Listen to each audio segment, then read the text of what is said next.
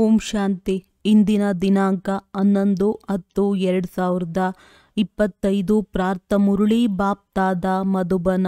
ಮಧುರ ಮಕ್ಕಳೇ, ಎಲ್ಲರಿಗೆ ಸ್ಥಿರವಾದ ಸುಖ ಶಾಂತಿಯ ಮಾರ್ಗವನ್ನು ತಿಳಿಸುವುದು ನಿಮ್ಮ ಕರ್ತವ್ಯವಾಗಿದೆ. ಶಾಂತಿಯಲ್ಲಿರಿ ಮತ್ತು ಶಾಂತಿಯ ಕಾಣಿಕೆ ಕೊಡಿ. ಪ್ರಶ್ನೆ: ಯಾವ ಗುಹ್ಯ ರಹಸ್ಯವನ್ನು ತಿಳಿದುಕೊಳ್ಳಲು ಬೇಹದ್ದಿನ ಬುದ್ಧಿಯು ಬೇಕೋ? ಉತ್ತರ: ನಾಟಕದ ಯಾವ ದೃಶ್ಯವು ಯಾವ ಸಮಯದಲ್ಲಿ ನಡೆಯಬೇಕೋ ಅದೇ ಸಮಯದಲ್ಲಿ ನಡೆಯುವುದು. ಇದಕ್ಕೆ ನಿಖರವಾದ ಕಾಲಾವಧಿ ಇಲ್ಲ. ತಂದೆಯೂ ಸಹ ತಮ್ಮ ನಿಖರವಾದ ಸಮಯದಲ್ಲಿಯೇ ಬರುತ್ತಾರೆ. ಇದರಲ್ಲಿ 1 ಸೆಕೆಂಡಿನ ಅಂತರವೂ ಆಗುವುದಿಲ್ಲ.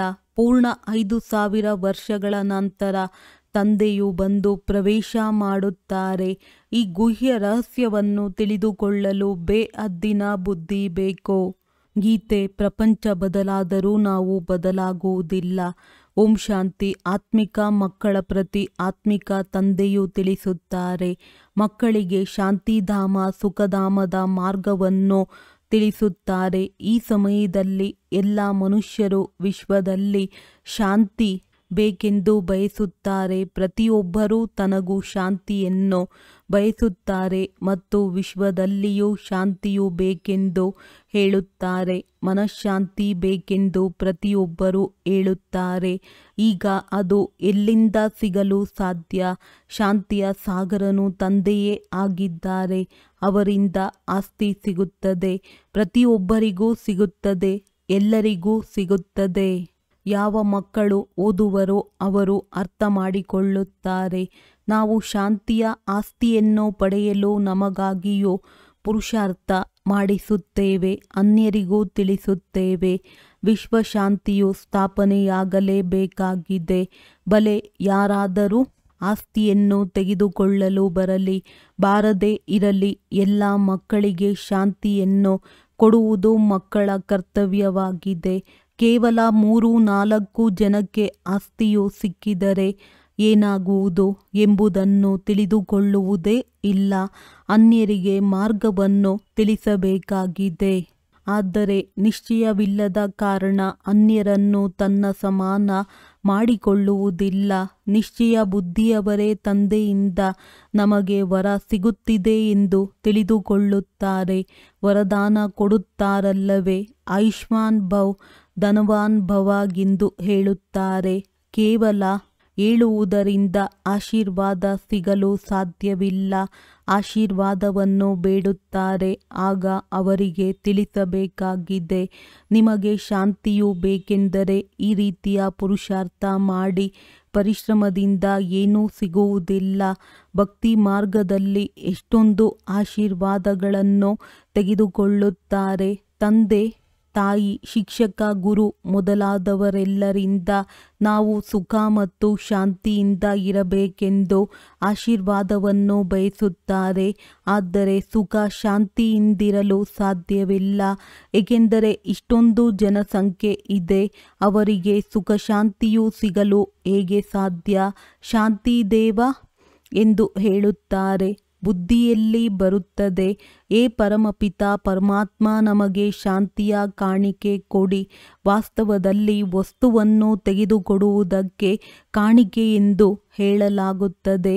ಇದು ನಿಮಗಾಗಿ ಕಾಣಿಕೆ ಅಥವಾ ಬಳುವಳಿ ಆಗಿದೆ ಎಂದು ಹೇಳುತ್ತಾರೆ. ತಂದೆಯು ತಿಳಿಸುತ್ತಾರೆ, ಕಾಣಿಕೆಯಾಗಿ ಯಾರೆಷ್ಟಾದರೂ ಕೊಡಬಹುದು. ಹಣ, ಮನೆ, ವಸ್ತ್ರಗಳು ಇತ್ಯಾದಿಗಳನ್ನು ಕೊಡುತ್ತಾರೆ. ಆದರೆ ಅದು ಅಲ್ಪ ಕಾಲಕ್ಕಾಗಿ ದಾನ ಪುಣ್ಯವಾಯಿತು. ಮನುಷ್ಯರು ಮನುಷ್ಯರಿಗೆ ಕೊಡುತ್ತಾರೆ. ಸಾಹುಕಾರರು ಬಡವರಿಗೆ ಅಥವಾ ಸಾಹುಕಾರರು ಸಾಹುಕಾರರಿಗೆ ಕೊಡುತ್ತಾ ಬಂದಿದ್ದಾರೆ. ಆದರೆ ಇದು ಸ್ಥಿರವಾದ ಸುಖ ಶಾಂತಿಯ ಮಾತಾಗಿದೆ. ಇಲ್ಲಂತೂ ಕೇವಲ 1 ಜನ್ಮಕ್ಕಾಗಿಯೂ ಸುಖ ಶಾಂತಿ ಕೊಡಲು ಸಾಧ್ಯವಿಲ್ಲ. ಏಕೆಂದರೆ ಅವರ ಬಳಿ ಇಲ್ಲವೇ ಇಲ್ಲ. ಕೊಡುವವರು ತಂದೆಯೊಬ್ಬರೇ ಆಗಿದ್ದಾರೆ. ಅವರಿಗೆ ಸುಖ ಶಾಂತಿ ಪವಿತ್ರತೆಯ ಸಾಗರನೆಂದು ಹೇಳಲಾಗುತ್ತದೆ.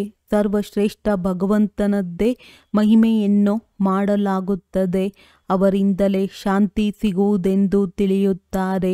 ಮತ್ತೆ ಆ ಸಾಧು ಸಂತರ ಬಳಿ ಹೋಗುತ್ತಾರೆ, ಏಕೆಂದರೆ ಭಕ್ತಿ ಮಾರ್ಗವಲ್ಲವೇ, ಆದ್ದರಿಂದ ತಿರುಗುತ್ತಲೇ ಇರುತ್ತಾರೆ. ಅದೆಲ್ಲವೂ ಅಲ್ಪಕಾಲಕ್ಕಾಗಿ ಪುರುಷಾರ್ಥವಾಗಿದೆ. ನೀವು ಮಕ್ಕಳಿಗೆ ಈಗ ಅದೆಲ್ಲವೂ ನಿಂತು ಹೋಗುತ್ತದೆ.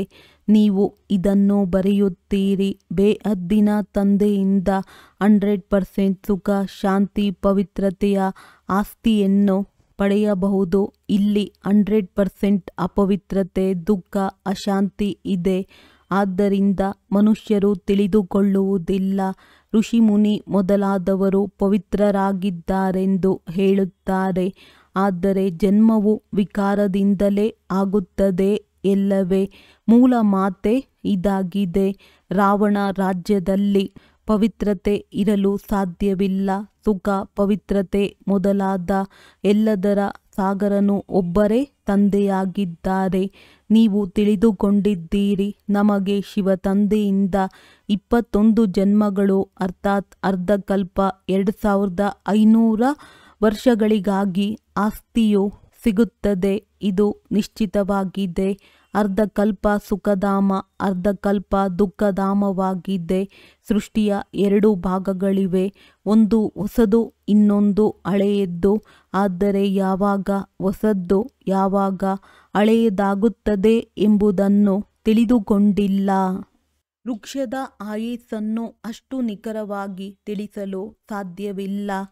ಈಗ ತಂದೆಯ ಮೂಲಕ ನೀವು ವೃಕ್ಷವನ್ನು ತಿಳಿದುಕೊಂಡಿದ್ದೀರಿ. ಇದು 5000 ವರ್ಷಗಳ ಹಳೆಯ ವೃಕ್ಷವಾಗಿದೆ. ಇದರ ನಿಖರವಾದ ಕಾಲಾವಧಿಯೂ ನಿಮಗೆ ತಿಳಿದಿದೆ. ಸ್ಥೂಲ ವೃಕ್ಷಗಳ ಆಯಸ್ಸು ಯಾರಿಗೂ ತಿಳಿದಿರುವುದಿಲ್ಲ. ಕೇವಲ ಅಂದಾಜಿನಿಂದ ಹೇಳುತ್ತಾರೆ. ಬಿರುಗಾಳಿ ಬಂದಿತು, ವೃಕ್ಷವು ಬಿದ್ದಿತೆಂದರೆ ಆಯಸ್ಸು ಮುಕ್ತಾಯವಾಯಿತು. ಮನುಷ್ಯರದ್ದು ಸಹ ಆಕಸ್ಮಿಕ ಮೃತ್ಯುವಾಗುತ್ತಿರುತ್ತದೆ. ಈ ಬೇಹದ್ದಿನ ವೃಕ್ಷದ ಆಯಸ್ಸು ಪೂರ್ಣ 5000 ವರ್ಷಗಳಾಗಿದೆ. ಇದರಲ್ಲಿ ಒಂದು ದಿನವೂ ಹೆಚ್ಚು ಕಡಿಮೆ ಇರಲು ಸಾಧ್ಯವಿಲ್ಲ. ಇದು ಮಾಡಲ್ಪಟ್ಟ ವೃಕ್ಷವಾಗಿದೆ. ಇದರಲ್ಲಿ ಅಂತರವಾಗಲು ಸಾಧ್ಯವಿಲ್ಲ. ಡ್ರಾಮಾದಲ್ಲಿ ಯಾವ ದೃಶ್ಯವೂ ಯಾವ ಸಮಯದಲ್ಲಿ ನಡೆಯಬೇಕೋ ಅದೇ ಸಮಯದಲ್ಲಿ ನಡೆಯುವುದು. ಚಾಚೂ ತಪ್ಪದೆ ಪುನರಾವರ್ತನೆಯಾಗುವುದು. ಇದರ ಆಯಸ್ಸು ನಿಖರವಾಗಿದೆ. ತಂದೆಯೂ ಸಹ ಹೊಸ ಪ್ರಪಂಚದ ಸ್ಥಾಪನೆ ಮಾಡಲು ಬರಬೇಕಾಗಿದೆ. ತಮ್ಮ ಸರಿಯಾದ ಸಮಯದಲ್ಲಿ ಬರುತ್ತಾರೆ. ಇದರಲ್ಲಿ ಒಂದು ಗಳಿಗೆಯೂ ಅಂತರವಾಗುವುದಿಲ್ಲ. ಈಗ ನಿಮ್ಮದ್ದು ಬೇಹದ್ದಿನ ಬುದ್ಧಿಯಾಗಿದೆ. ನೀವೇ ತಿಳಿದುಕೊಳ್ಳುತ್ತೀರಿ, ಪೂರ್ಣ 5000 ವರ್ಷಗಳ ನಂತರ ತಂದೆಯು ಬಂದು ಪ್ರವೇಶ ಮಾಡುತ್ತಾರೆ. ಆದ್ದರಿಂದ ಶಿವರಾತ್ರಿ ಎಂದು ಹೇಳುತ್ತಾರೆ. ಕೃಷ್ಣನಿಗೆ ಜನ್ಮಾಷ್ಟಮಿ ಎಂದು ಹೇಳುತ್ತಾರೆ. ಶಿವನ ಜನ್ಮಾಷ್ಟಮಿ ಎಂದು ಹೇಳುವುದಿಲ್ಲ. ಶಿವನ ರಾತ್ರಿ ಎಂದು ಹೇಳುತ್ತಾರೆ. ಏಕೆಂದರೆ ಒಂದು ವೇಳೆ ಜನ್ಮವಾದರೆ ಮೃತ್ಯುವೂ ಆಗುವುದು. ಮನುಷ್ಯರ ಜನ್ಮದಿನವೆಂದು ಹೇಳುತ್ತಾರೆ. ಶಿವನಿಗೆ ಯಾವಾಗಲೂ ಶಿವರಾತ್ರಿ ಎಂದೇ ಹೇಳುತ್ತಾರೆ. ಪ್ರಪಂಚದಲ್ಲಿ ಈ ಮಾತುಗಳನ್ನು ಯಾರೂ ತಿಳಿದುಕೊಂಡಿಲ್ಲ. ಶಿವರಾತ್ರಿ ಎಂದು ಏಕೆ ಹೇಳುತ್ತಾರೆ? ಜನ್ಮಾಷ್ಟಮಿ ಎಂದು ಏಕೆ ಹೇಳುವುದಿಲ್ಲ? ಇದನ್ನು ನೀವೇ ತಿಳಿದುಕೊಳ್ಳುತ್ತೀರಿ. ತಂದೆಯ ಜನ್ಮವು ದಿವ್ಯ ಅಲೌಕಿಕವಾಗಿದೆ. ಇದು ಮತ್ಯಾರಿಗೂ ಇರಲು ಸಾಧ್ಯವಿಲ್ಲ. ಶಿವತಂದೆಯು ಯಾವಾಗ ಹೇಗೆ ಬರುತ್ತಾರೆ, ಶಿವರಾತ್ರಿಯ ಅರ್ಥವೇನು ಎಂದು ಯಾರಿಗೂ ಗೊತ್ತಿಲ್ಲ. ನೀವೇ ತಿಳಿದುಕೊಂಡಿದ್ದೀರಿ. ಇದು ಬೇಹದ್ದಿನ ರಾತ್ರಿಯಾಗಿದೆ. ಭಕ್ತಿಯ ರಾತ್ರಿಯು ಪೂರ್ಣವಾಗಿ ದಿನವಾಗುತ್ತದೆ. ಬ್ರಹ್ಮನ ರಾತ್ರಿ ಮತ್ತು ದಿನವೆಂದರೆ ಇದು ಬ್ರಾಹ್ಮಣರಿಗೂ ದಿನರಾತ್ರಿಯಾಯಿತು. ಕೇವಲ ಒಬ್ಬ ಬ್ರಹ್ಮರವರ ಆಟವೂ ನಡೆಯುವುದಿಲ್ಲ. ನೀವೀಗ ತಿಳಿದುಕೊಂಡಿದ್ದೀರಿ. ಈಗ ದಿನವು ಆರಂಭವಾಗಲಿದೆ. ಓದುತ್ತಾ ಓದುತ್ತಾ ಹೋಗಿ ತಮ್ಮ ಮನೆಯನ್ನು ತಲುಪುತ್ತೀರಿ. ನಂತರ ದಿನದಲ್ಲಿ ಬರುತ್ತೀರಿ. ಅರ್ಧಕಲ್ಪ ದಿನ, ಅರ್ಧಕಲ್ಪ ರಾತ್ರಿ ಎಂದು ಕಾಯಿನವಿದೆ, ಆದರೆ ಇದು ಯಾರ ಬುದ್ಧಿಯಲ್ಲಿಯೂ ಬರುವುದಿಲ್ಲ. ಕಲಿಯುಗದ ಆಯಸ್ಸು ಇನ್ನೂ 40,000 ವರ್ಷಗಳಿದೆ ಎಂದು ಅವರು ಹೇಳುತ್ತಾರೆ. ಸತ್ಯಯುಗದ ಆಯಸ್ಸು ಲಕ್ಷಾಂತರ ವರ್ಷಗಳಿದ್ದಿದ್ದೇ ಆದರೆ ಅರ್ಧ ಭಾಗದ ಲೆಕ್ಕವೇ ಬರುವುದಿಲ್ಲ. ಕಲ್ಪದ ಆಯಸ್ಸನ್ನು ಯಾರೂ ತಿಳಿದುಕೊಂಡಿಲ್ಲ. ನೀವು ಇಡೀ ವಿಶ್ವದ ಆದಿ ಮಧ್ಯ ಅಂತ್ಯವನ್ನು ತಿಳಿದಿದ್ದೀರಿ. ಇದು 5,000 ವರ್ಷಗಳ ನಂತರ ಈ ಸೃಷ್ಟಿ ಚಕ್ರವು ಸುತ್ತುತ್ತಾ ಇರುತ್ತದೆ. ವಿಶ್ವವಂತೂ ಇದ್ದೇ ಇರುತ್ತದೆ. ಅದರಲ್ಲಿ ಪಾತ್ರವನ್ನಭಿನಯಿಸುತ್ತಾ ಮನುಷ್ಯರೇ ಬೇಸೆತ್ತು ಹೋಗುತ್ತಾರೆ. ಇದೇನು ಅವಾಗಮನದ ಚಕ್ರವಿದೆ ಎಂದು ಹೇಳುತ್ತಾರೆ.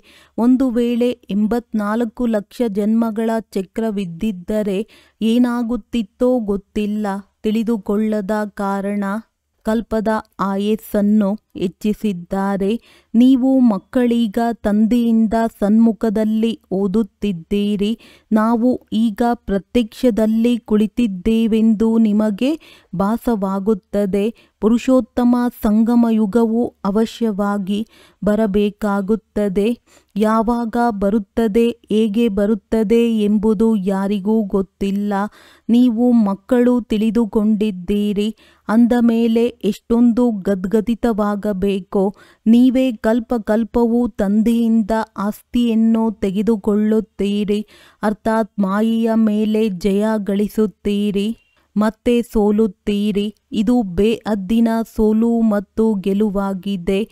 ಆ ರಾಜರಿಗಂತೂ ಬಹಳಷ್ಟು ಸೋಲು ಗೆಲುವು ಆಗುತ್ತಿರುತ್ತದೆ. ಅನೇಕ ಯುದ್ಧಗಳು ನಡೆಯುತ್ತಿರುತ್ತವೆ. ಒಂದು ಚಿಕ್ಕ ಯುದ್ಧವಾದರೂ ಸಹ ನಾವೀಗ ಗೆದ್ದೆವೆಂದು ಹೇಳುತ್ತಾರೆ. ಏನನ್ನು ಗೆದ್ದರು? ಅತಿ ಚಿಕ್ಕ ತುಣುಕು ಗೆದ್ದರು. ದೊಡ್ಡ ಯುದ್ಧದಲ್ಲಿ ಸೋಲುತ್ತಾರೆಂದರೆ ನಂತರ ಬಾವುಟವನ್ನು ಕೆಳಗಿಳಿಸಿ ಬಿಡುತ್ತಾರೆ. ಮೊಟ್ಟ ಮೊದಲಿಗೆ ಒಬ್ಬ ರಾಜನಿರುತ್ತಾರೆ, ನಂತರ ವೃದ್ಧಿಯಾಗುತ್ತಾ ಹೋಗುತ್ತದೆ. ಮೊಟ್ಟ ಮೊದಲಿಗೆ ಲಕ್ಷ್ಮೀನಾರಾಯಣರ ರಾಜ್ಯವಿತ್ತು, ನಂತರ ಇಷ್ಟೆಲ್ಲ ರಾಜರು ಬರತೊಡಗಿದರು. ಹೇಗೆ ಪೋಪನ್ನು ತೋರಿಸುತ್ತಾರೆ. ಅವರು ಮೊದಲು ಒಬ್ಬರೇ ಇದ್ದರು, ನಂತರ ನಂಬರ್ ವಾರ್ ಅನ್ಯ ಪೋಪರು ಬರತೊಡಗಿದರು. ಯಾರಿಗೂ ಮೃತ್ಯುವು ಹೇಳಿ ಬರುವುದಿಲ್ಲವಲ್ಲವೇ? ನೀವು ಮಕ್ಕಳು ತಿಳಿದುಕೊಂಡಿದ್ದೀರಿ. ತಂದೆಯು ನಮ್ಮನ್ನು ಅಮರರನ್ನಾಗಿ ಮಾಡುತ್ತಿದ್ದಾರೆ, ಅಮರಪುರಿಯ ಮಾಲೀಕರನ್ನಾಗಿ ಮಾಡುತ್ತಿದ್ದಾರೆ. ಎಷ್ಟೊಂದು ಖುಷಿ ಇರಬೇಕು. ಇದು ಮೃತ್ಯುಲೋಕ, ಅದು ಅಮರಲೋಕವಾಗಿದೆ. ಈ ಮಾತುಗಳು ಹೊಸಬರಿಗೆ ಅರ್ಥವಾಗುವುದಿಲ್ಲ. ಹಳಬರಿಗೆ ಮಜಾ ಬರುವಷ್ಟು ಹೊಸಬರಿಗೆ ಬರುವುದಿಲ್ಲ. ದಿನ ಪ್ರತಿದಿನ ವೃದ್ಧಿಯಾಗುತ್ತಾ ಇರುತ್ತಾರೆ. ಇದು ಆಸುರಿ ಪ್ರಪಂಚವಾಗಿದೆ. ಅನ್ಯರಿಗೆ ದುಃಖ ಕೊಡುವುದರಲ್ಲಿ ತಡ ಮಾಡುವುದಿಲ್ಲ. ನಾವೀಗ ತಂದೆಯ ಶ್ರೀಮತದಂತೆ ನಡೆಯುತ್ತಿದ್ದೇವೆ. ಸಂಗಮಯುಗದಲ್ಲಿದ್ದೇವೆಂದು ನೀವಾತ್ಮರು ಹೇಳುತ್ತೀರಿ. ಉಳಿದೆಲ್ಲರೂ ಕಲಿಯುಗದಲ್ಲಿದ್ದಾರೆ. ನೀವೀಗ ಪುರುಷೋತ್ತಮರಾಗುತ್ತಿದ್ದೀರಿ. ಪುರುಷರಲ್ಲಿ ಉತ್ತಮ ಪುರುಷರು ವಿದ್ಯೆಯಿಂದಲೇ ಆಗುತ್ತೀರಿ. ವಿದ್ಯೆಯಿಂದಲೇ ಚೀಫ್ ಜಸ್ಟಿಸ್ ಮೊದಲಾದ ಪದವಿಯನ್ನು ಪಡೆಯುತ್ತಾರಲ್ಲವೇ? ನಿಮಗಂತೂ ತಂದೆಯು ಓದಿಸುತ್ತಾರೆ. ಈ ವಿದ್ಯೆಯಿಂದಲೇ ತಮ್ಮ ಪುರುಷಾರ್ಥದನುಸಾರ ಪದವಿಯನ್ನು ಪಡೆಯುವಿರಿ. ಯಾರೆಷ್ಟು ಓದುವಿರೋ ಅಷ್ಟು ದರ್ಜೆ ಸಿಗುವುದು. ಇದರಲ್ಲಿ ರಾಜ್ಯ ಪದವಿಯ ದರ್ಜೆ ಇದೆ. ಹೇಗೆ ಆ ವಿದ್ಯೆಯಲ್ಲಿ ರಾಜ್ಯ ಪದವಿಯ ದರ್ಜೆ ಇರುವುದಿಲ್ಲ. ನೀವು ತಿಳಿದುಕೊಂಡಿದ್ದೀರಿ, ನಾವು ರಾಜಾದಿರಾಜರಾಗುತ್ತಿದ್ದೇವೆ ಅಂದ ಮೇಲೆ ಎಷ್ಟು ಖುಷಿ ಇರಬೇಕು. ನಾವು ಡಬಲ್ ಕಿರೀಟಧಾರಿ ಬಹಳ ಶ್ರೇಷ್ಠರಾಗುತ್ತೇವೆ. ಭಗವಂತ ತಂದೆಯು ನಮಗೆ ಓದಿಸುತ್ತಿದ್ದಾರೆ. ನಿರಾಕಾರ ತಂದೆಯು ಬಂದು ಹೇಗೆ ಓದಿಸುತ್ತಾರೆ ಎಂಬುದನ್ನು ಯಾರೂ ತಿಳಿದುಕೊಳ್ಳಲು ಸಾಧ್ಯವಿಲ್ಲ. ಏ ಪತಿತ ಪಾವನ, ಬಂದು ನಮ್ಮನ್ನು ಪಾವನ ಮಾಡಿ ಎಂದು ಕರೆಯುತ್ತಾರೆ. ತಂದೆಯು ತಿಳಿಸುತ್ತಾರೆ, ಮಕ್ಕಳೇ, ಕಾಮ ಮಹಾಶತ್ರುವಾಗಿದೆ. ನೀವು ಒಂದು ಕಡೆ ಪತಿತ ಪಾವನ ಎಂದು ಕರೆಯುತ್ತೀರಿ. ನಾನೀಗ ಬಂದಿದ್ದೇನೆ ಮಕ್ಕಳೇ, ಪತಿತತನವನ್ನು ಬಿಡಿ ಎಂದು ಹೇಳುತ್ತಾರೆ. ಆದರೆ ನೀವೇಕೆ ಬಿಡುತ್ತಿಲ್ಲ?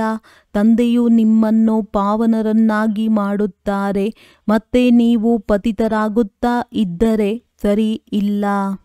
ಹೀಗೆ ಅನೇಕರು ಪತಿತರಾಗುತ್ತಾರೆ. ಬಾಬಾ ಈ ತಪ್ಪಾಯಿತೆಂದು ಕೆಲವರು ಸತ್ಯವನ್ನು ತಿಳಿಸುತ್ತಾರೆ. ತಂದೆಯು ಹೇಳುತ್ತಾರೆ, ಯಾವುದೇ ಪಾಪಕರ್ಮವಾದರೆ ಕೂಡಲೇ ತಿಳಿಸಿ. ಕೆಲವರು ಸತ್ಯ, ಕೆಲವರು ಸುಳ್ಳು ಹೇಳುತ್ತಾರೆ. ಯಾರು ಕೇಳುತ್ತಾರೆ, ನಾನೇನು ಒಬ್ಬೊಬ್ಬರಲ್ಲಿಯೂ ಕುಳಿತು ತಿಳಿದುಕೊಳ್ಳುತ್ತೇನೆಯೇ? ಇದು ಸಾಧ್ಯವಿಲ್ಲ. ನಾನು ನಿಮಗೆ ಸಲಹೆಯನ್ನು ಕೊಡಲು ಬರುತ್ತೇನೆ. ಪಾವನರಾಗದಿದ್ದರೆ ನಿಮಗೆ ನಷ್ಟವಾಗುವುದು. ಪರಿಶ್ರಮಪಟ್ಟು ಪಾವನರಾಗಿ ಮತ್ತೆ ಪತಿತರಾದರೆ ಮಾಡಿಕೊಂಡಿರುವ ಸಂಪಾದನೆಯು ವ್ಯರ್ಥವಾಗುವುದು. ನಾವೇ ಪತಿತರಾಗಿ ಬಿಟ್ಟೆವು ಎಂದು ನಾಚಿಕೆಯಾಗುವುದು. ಮತ್ತೆ ಪಾವನರಾಗಿ ಎಂಬುದನ್ನು ಹೇಗೆ ಹೇಳುವಿರಿ? ನಾವು ತಂದೆಯ ಆಜ್ಞೆಯನ್ನು ಎಷ್ಟು ಉಲ್ಲಂಘನೆ ಮಾಡಿದೆವೆಂದು ಮನಸ್ಸು ತಿನ್ನುತ್ತದೆ. ನೀವಿಲ್ಲಿ ತಂದೆಯೊಂದಿಗೆ ಡೈರೆಕ್ಟ್ ಪ್ರತಿಜ್ಞೆ ಮಾಡುತ್ತೀರಿ. ನಿಮಗೆ ತಿಳಿದಿದೆ, ತಂದೆಯು ನಮ್ಮನ್ನು ಸುಖಧಾಮ, ಶಾಂತಿಧಾಮದ ಮಾಲೀಕರನ್ನಾಗಿ ಮಾಡುತ್ತಿದ್ದಾರೆ. ತಂದೆಯು ಪ್ರತ್ಯಕ್ಷವಾಗಿದ್ದಾರೆ. ನಾವು ಅವರ ಸನ್ಮುಖದಲ್ಲಿ ಕುಳಿತಿದ್ದೇವೆ. ಇವರಲ್ಲಿ ಮೊದಲು ಈ ಜ್ಞಾನವಿರಲಿಲ್ಲ, ಅಥವಾ ಜ್ಞಾನವನ್ನು ಕೊಡಲು ಯಾವ ಗುರುವೂ ಇರಲಿಲ್ಲ. ಒಂದು ವೇಳೆ ಈ ಜ್ಞಾನವನ್ನು ಕೊಡುವ ಗುರುಗಳಿದ್ದಿದ್ದರೆ ಕೇವಲ ಒಬ್ಬರಿಗೆ ಜ್ಞಾನ ಕೊಡುವರೆ. ಗುರುಗಳಿಗೆ ಅನುಯಾಯಿಗಳಂತೂ ಅನೇಕರಿರುತ್ತಾರಲ್ಲವೇ? ಕೇವಲ ಒಬ್ಬರೇ ಇರುವುದಿಲ್ಲ. ಇವು ತಿಳಿದುಕೊಳ್ಳುವ ಮಾತುಗಳಾಗಿವೆ.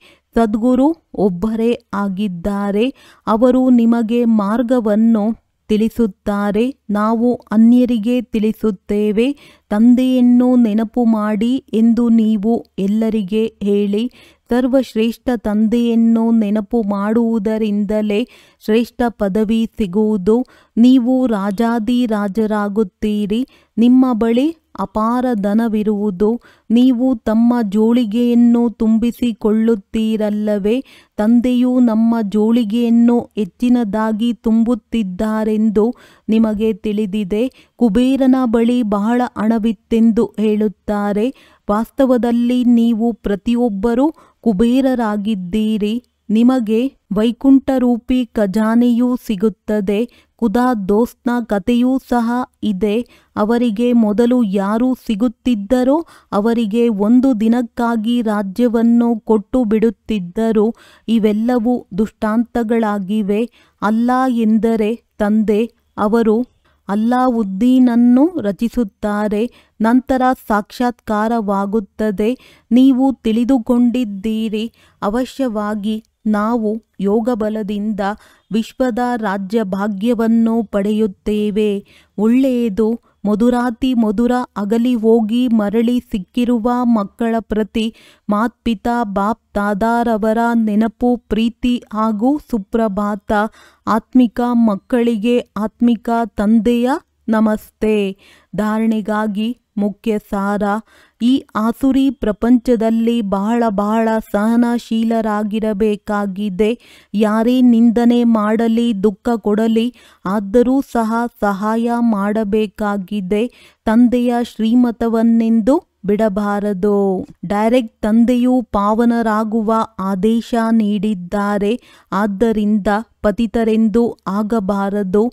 ಯಾವುದೇ ಪಾಪವಾದರೂ ಅದನ್ನು ಮುಚ್ಚಿಡಬಾರದು. ವರದಾನ.